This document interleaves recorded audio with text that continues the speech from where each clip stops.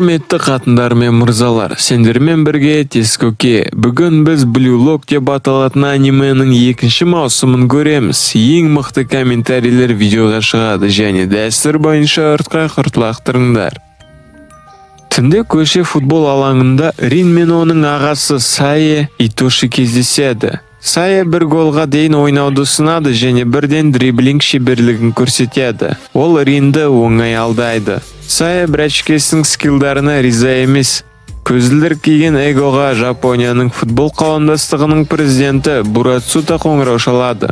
Алда үлкен матч. Жапония жастар құрамасына қарсы тек қана шабуылшыларынан құралған Blue Lock'тың командасы. Эго бұл ойын Жапон футболын түбегейлі өзгертетініне сенімді. Джинпачи Эго шәкірттерге видео байланысқа шығады. Ол сынақтардан кейін 300 қатысушыдан қазір 35-і ғана қалды деп хабарлайды. 3 аптадан кейін Blue Lock командасы Жапонияның жастар құрамасына қарсы матч өткізеді. Онда капитан Сая Итоши болып табылады. Жеңіс ұлттық құрамадағы орындарға кепілдік береді. Исаги жақында ғана өзінің ешкім болмағанын, содан кейін көк түрмеге түскенін есіне алады. Ол өзінің ұлттық құрамада қалай жүріп жатқаны туралы қиялдайды. Джинго Раичи күмәндануда, өйткені Blue Lock'та жиналған барлық балалар шабуылшылар. Аоши Токумитсу қатын сияқты жылап жатыр. Эго балаларды командада тек шабуылшылар болатынына сендіреді. Ол команда Blue Lock'тың ең мықты 6 ойыншысының айналасында құрылатынын түсіндіреді. Эго олардың аттарын атайды. Рейтингтегі бірінші Рин Итоши, екіншісі Рюсей Шидо. Балалар бір-бірінің алдында Роналду сияқты мақтанып жатыр. Рейтингте үшіншісі Табито Карасу, төртіншісі Эйта Отоя. Рейтингте 5-ші орында Кенью Юкимия тұр. Исаги тыныссыз қатып қалады. Эго 6-шы мықты ойыншыны жариялайды. Ол Наги Сейширо. Кенью рейтингтің қалай қалыптасқанына қызығушылық танытады. Эго ең жақсы ойыншыларға қарсы гол соғуды тек Рин мен Рюсей ғана жасай алғанын түсіндіреді. Ал қалғандары іріктеу кезінде ұпаймен таңдалды. Раичи бұқаланып жүр. Эго таңдаудың келесі кезеңін жариялайды. Үздік 6-лық 3 командаға бөлінеді. Қалған 29-ы кімге қосылуды өздері шешеді. Әр командада үздік 6-дан 2 ойыншы болады және 3-і қалғандардан. Әр команда 5-5 бір матч өткізетін болады. Исаги Эго осылайша үздік 6-ға кіргендермен кім жақсы ойнайтын ойыншыларды іздейді деп тұжырымдайды. Қалған 3 футболшыға бір ғана мүмкіндік беріледі. Ал 2 үздік ойыншы әртүрлі үштікпен ойнайды. Топқа кірмеген балалар бір матчта максималды нәтиже көрсету керек екенін түсінеді. Ойыншылардың саны тақ болғандықтан бір ойыншыға 2 матчта ойнауға рұқсат етіледі. Бұл рейтингте келесі кезекте тұрған адам Бачиро Мегуру. Исаги терлейді. Наги, Рин және Бачиро одан жақсы ма? Эго қазіргі топ 6 рейтингі тек осы сәтте және процесте өзгеретін қосады. Ол қалған балаларға өздерінің күштерін дәлелдеуге кеңес береді. Исаги шиеленістен терлейді.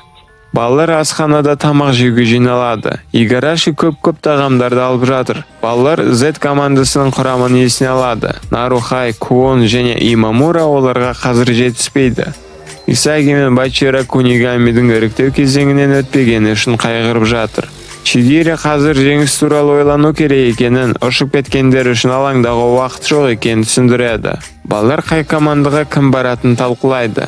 Раичи Бачироға бұқаланады. Чигири мен Бачиро Исаги Наги мен немесе Ринмен бір командада ойнағысы келеді деп санайды. Топ 6 ойыншыға арналған бөлек бөлмеде Наги телефонда Free Fire ойнайды. Оған Ачкарик Юкимия танысуға келеді.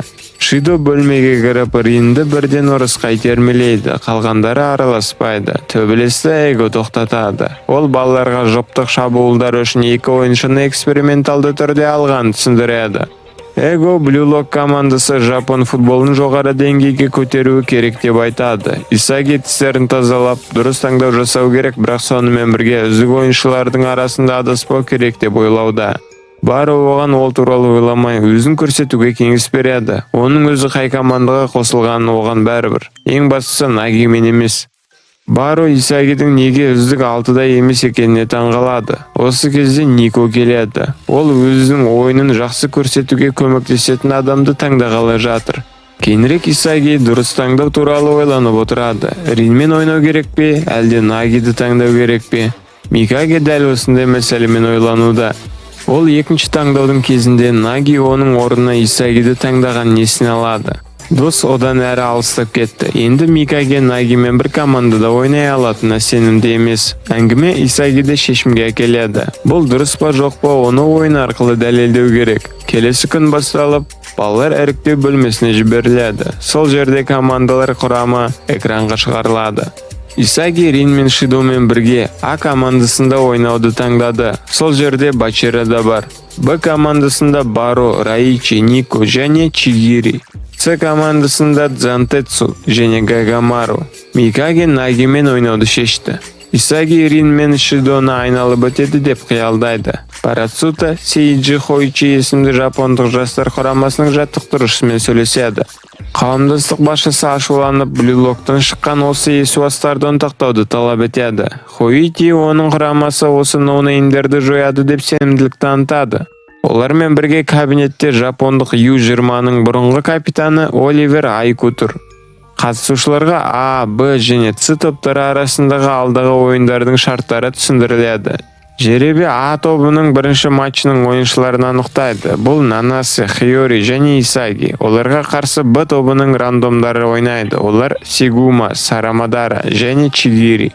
Осы кезде Бачираның бұл бір бөтелкедегі дос пен жау сияқты деп орынды сөз өтті. Командаларға форма беріліп, олар алаңға шақырылады. Исаги іріктеу кезінде бәрі, тіпті бір командада ойнайтындар сенің қарсыластарың екенін түсінеді. Ол жүйкесі кеткен Нанасамен және жасқаншақ Хиоримен танысады.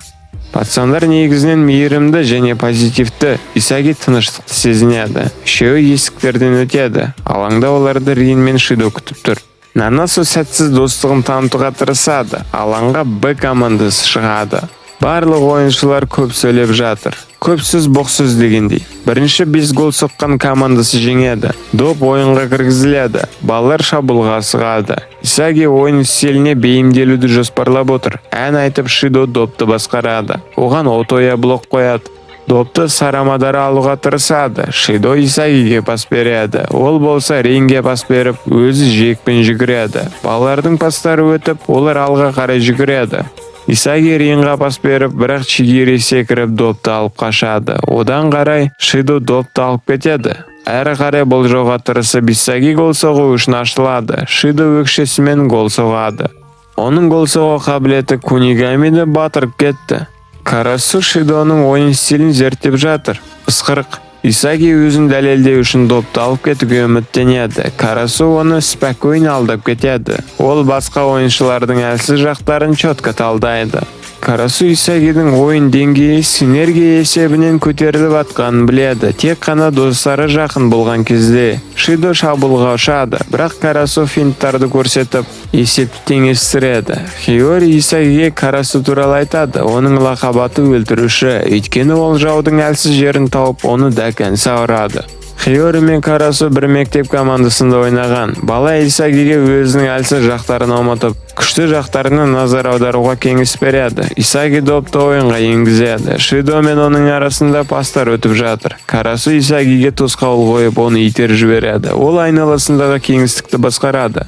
Шидо, Исаги және Нанасу үшеуі Карасуды қоршап алады. Бұл кезде Отоя қақпаға тез жөнеледі. Карасу допты көтеріп Отояға жібереді. Рин тіпті не болған білмей қалды. Ниндзя сияқты Отоя гол соғады.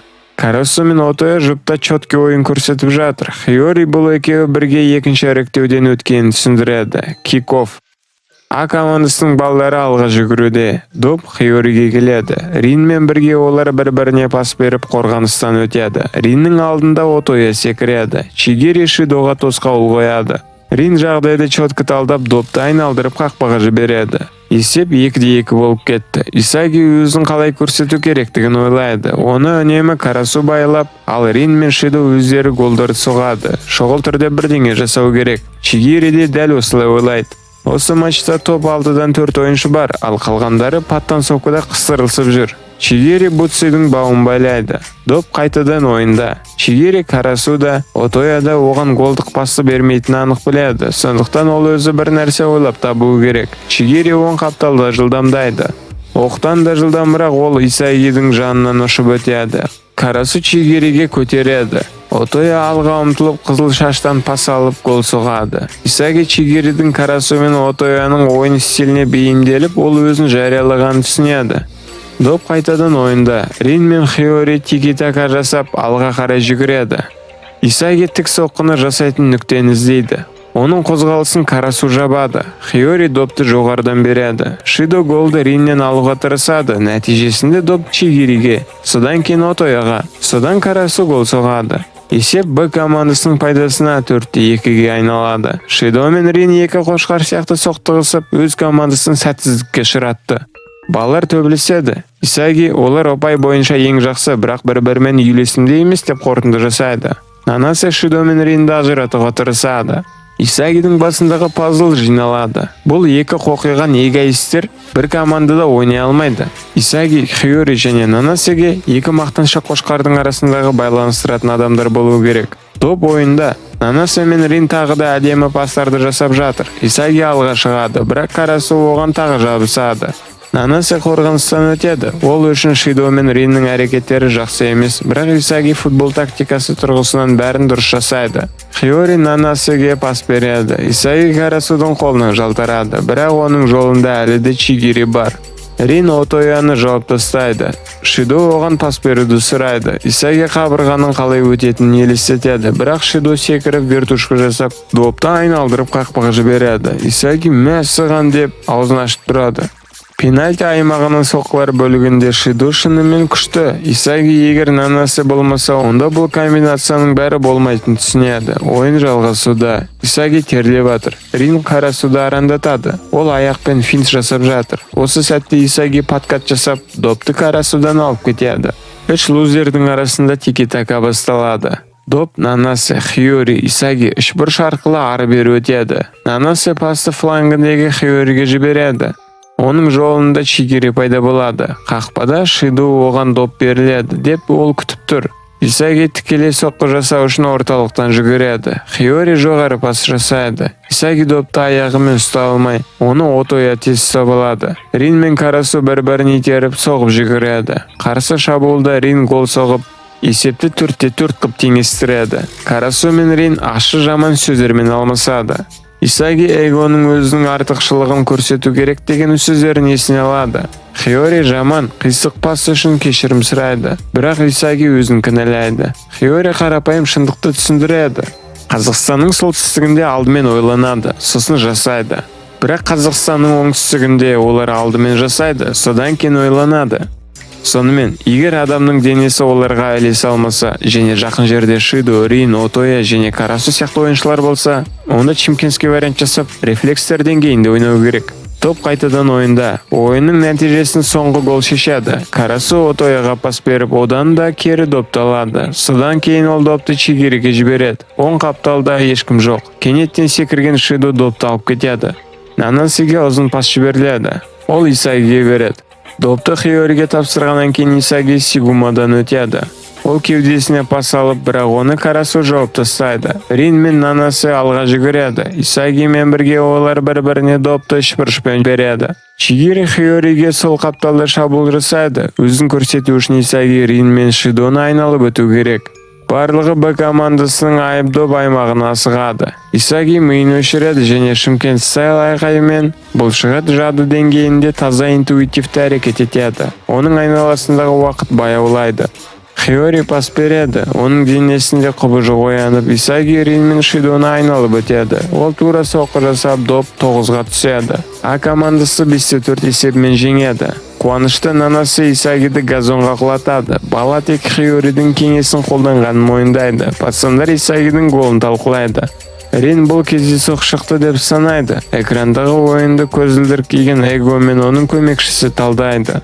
Реу Микаге мектепте оқып жүргенде ол үздік оқушы болған және баскетбол ойнады. Бірақ Микаге футбол чемпионаты туралы армандады. Ол алаңға шығып, онда оны Нанаги күтіп тұрды. Матчтың бейне жазбасын қарап отырып, Исаги Нанасеге Карасудың соқыр аймаққа қалай кіретінін түсіндіреді. Сонымен қатар бала Хиори үйреткен орда басы серпілісі деп аталатын техника туралы бөліседі. Хиоридің өзі бөлмеге кіреді. Ол Тетрис мысалында техниканы түсіндіреді. Ойын жылдамдығы артқан кезде ойлануға уақыт қалмайды және рефлекстер деңгейінде тез әрекет ету керек. Хиори Dota немесе CS ойыншылар жасайтын көп істерді футболда да жасауға болады деп ойлайды. Сондықтан ордабасы серпілісі сияқты рефлекторлық жылдам нәрселер тәжірибемен келеді. Исаги жағдайды әрі қарай талдайды және көмек үшін Нанаса мен Хиориге алғыс айтады. Нанаса Шидо мен Риннің ойын қарқыны шындыққа жанаспайтын мойындайды және ол тек Исагиге ілесе салады. Хиори әдеттегідей ойнады. Ол соңғы голдың арқасында оларды блюлоктан қуып шықпағанын мойындайды. Исаги өзі ол бәрі қалай болғанын толық түсінбеді. Осы уақытта келесі екі команда алаңға шығады. А2 Ц1-ге қарсы кик-офф. Микаги мен Наги тездетіліп пас беріп алға жылжиды. Микаги көтеріп пас беріп, бірақ допты жираф сияқты ұзын Юкио Ишикари ұстап алады. Доп Ринде тап болады. Ол Игарашиге пас береді. Оны Микаги бірден жабады. Игараши пас Ринге немесе Шидоға кімге беру керектігін таңдау керек. Балалар айғайлап отыр, өйткені Игараши туптетіп отыр. Доп Шидоға қарай ұшып 88 нөмірінен жоғары ұшады. Гулькамару допты теуіп, допты бақылау 5 нөмірге өтеді. Кенью Юкимия Чигири сияқты тез жүгіреді, бірақ бағытын лезде өзгертіп жатыр. Юкимия Риннан оңай өтеді, оған Шидо шабуыл жасайды. Юкимия оны оңай өтіп кетеді. Бачираның техникалық дриблингі болса, бұл Юкимияның қатты және қатал дриблингі бар. Оның жолында Ишикари мен Игараши тұр. Юкимия допты шындыққа жанаспайтын кручоны жасап жіберген, ауадағы доп бағытын өзгертеді. Қақпада Джубай Арию пайда болады, бірақ допты Наги ұстап алып гол соғады. Микаги дұлысын қазір бұрынғыдан да жақсы ойнайтын түсінеді. Наги Юкимияға бірге ойнауды ұсынады. Пацанчиктер бір-біріне бес береді. Микаги Нагиге ашуланып қарайды. Ысқырық. Рин мен Шидо бір-бірін боқтайды. Егер топ алты аңызға айналған шебер ойыншылар болса, онда Микаги бұл әмбебап орташа футболшы. Рин көтеріп береді. Допты Ишикари басымен ұрады. Рин гол соғады. Микаги ең жақсы екі ойыншының бір-бірін қалай боқтап жатқанын бақылайды. Флешбэк.